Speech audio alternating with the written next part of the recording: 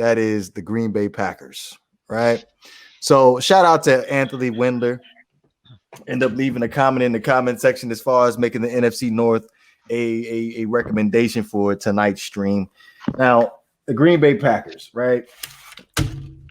That's probably the most difficult franchise to end up trying to figure out. Currently sitting with $19 million. Last year, they end up losing in the conference championship against the Tampa Bay Buccaneers. a lot of question marks as far as the Green Bay Packers are concerned. If Aaron Rodgers is going to stay with the Green Bay Packers, they have some key free agents with Aaron Jones, with I keep forgetting that center's name every time I end up. Corey Linsley. That's his name. Corey Linsley. What y'all think? Talk about a guy who needs a new change of scenery. This is going to sound crazy. Trade Aaron Rodgers. He's unhappy. Listen, he's unhappy. He's been there for what? When did he win the Super Bowl? 2010? He's been there since 2006. No, I know, but the last time they won a Super Bowl was what, 2010. I think that he just needs a new change of scenery.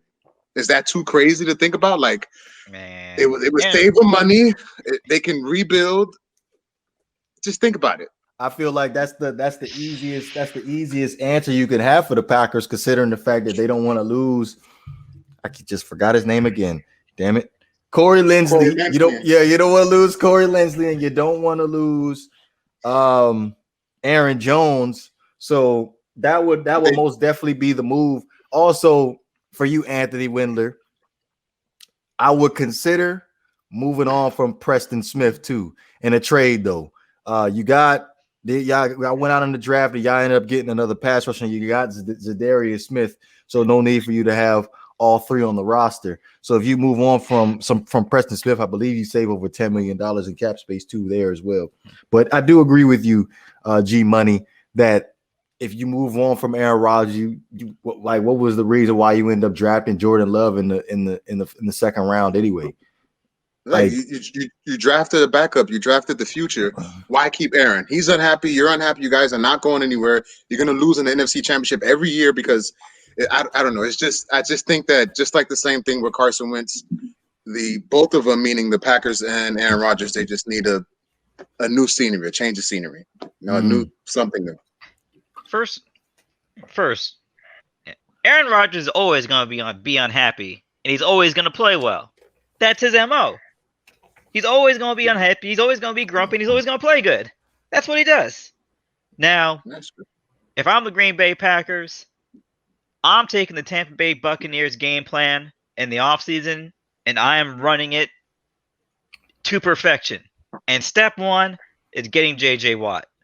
Like, they need to do what Tampa Bay was able to do, which was first of all, number one, they got to draft way better. Like you're a handful of defenders away from going to the Super Bowl, and the first thing you do is you draft the backup for a quarterback who's still playing at an all-pro level. Like, what sense does that make? Who are you throwing the ball to? On the Packers? Yeah, who are you throwing the ball to? They still have Devontae Adams, right? That's the only weapon they got. Yeah. And Tanyan. That's it. You got Tanyan and Devontae Adams. That's the only weapons you got. And Aaron Jones ain't coming back either. Tanyan. Although they say that it's likely Aaron Jones will be going down to Miami. But here's the problem they have is Aaron Rodgers is still playing at an all-pro level. You can't just move off of him right now. Like, if you move off of him, just rebuild. Just rebuild. Just start rebuilding. Like, stop playing around with trying to go to playoffs and just rebuild and just go about it the right way. So why are you wasting Aaron Rodgers' time if you're rebuilding? Because if you can get a couple of defensive players, if you can get a couple guys to come in and just play their roles and give that team depth, they can do something. They can do something. The Packers can still do something, but they need that J.J. Watt domino to fall for them first. Okay. So it was reported that J.J. Watt's asking price was going to be at least $15 million. Mm-hmm. I just told you the Packers only have $19 million. So you add just J.J. Watt, you got $3 million left. What you gonna do with that?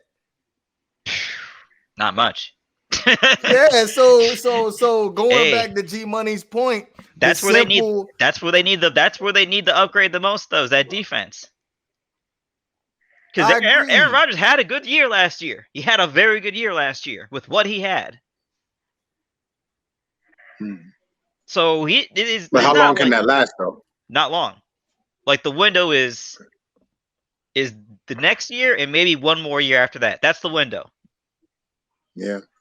So either you're gonna ride out with Aaron Rodgers and try and get this chip and try and do what you need to do, whatever salary cap manipulation you need to do to get some dudes on here. But hey, man, who are you throwing to? That's my question. Like, who's he been throwing to the past 3 seasons besides Devontae Adams, Marquez Valdez-Scantling? Who are these guys? These guys are about to be all free agents. Okay, so question then: if they decide to move on from Aaron Rodgers, where would he go? Where would you trade him to? Miami. New England. Okay. New England. I was thinking New England. He don't want to go there. What about Seattle? What about Seattle? No Rodgers? I mean, for Russell Wilson? Yeah, for a straight up trade plus some draft pick. That's a lateral move for Russell Wilson. Now, unfortunately, that's not one of Wilson's landing spots. It's either Chicago, Oakland. Las Vegas, and I forgot the other 2 teams, but it wasn't Green Bay was on that list of teams that Russell Wilson wanted to go to, because Wilson has that trade clause. You want to talk about a quarterback I would like to see in Miami. I'll take me a Russell Wilson right now. I'll take me Aaron Rodgers. Well, I would too. Well, I'll take all. How about this? I'll take all the above right now.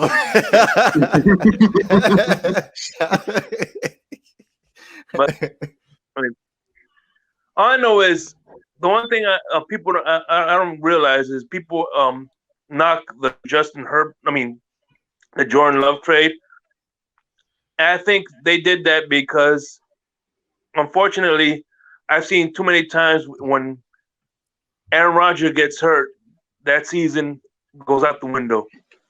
Why did he get hurt, Who knows why he gets hurt? His last major injury was his collarbone. I know why he gets hurt, because they put too much on him. So, at the end of the day, if he gets hurt next year, they have a valuable backup to at least make them contenders still. You don't draft a quarterback in the first round to be a backup. Yeah, they're gonna groom him eventually. It happened to Aaron Rodgers.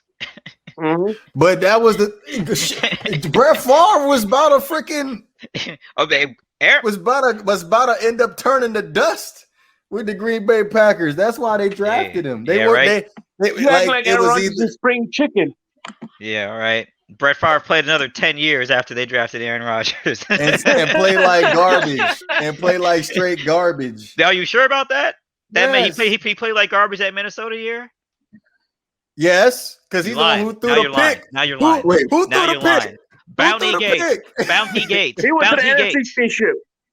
But could have went. But if he didn't throw that dumbass pick by throwing the ball across his body, they would have won. Greg Williams had stacked on his head. Are you talking about the game against the Saints? Yes. The game against the Saints, right? Yeah. Yes. The Bounty Gate game.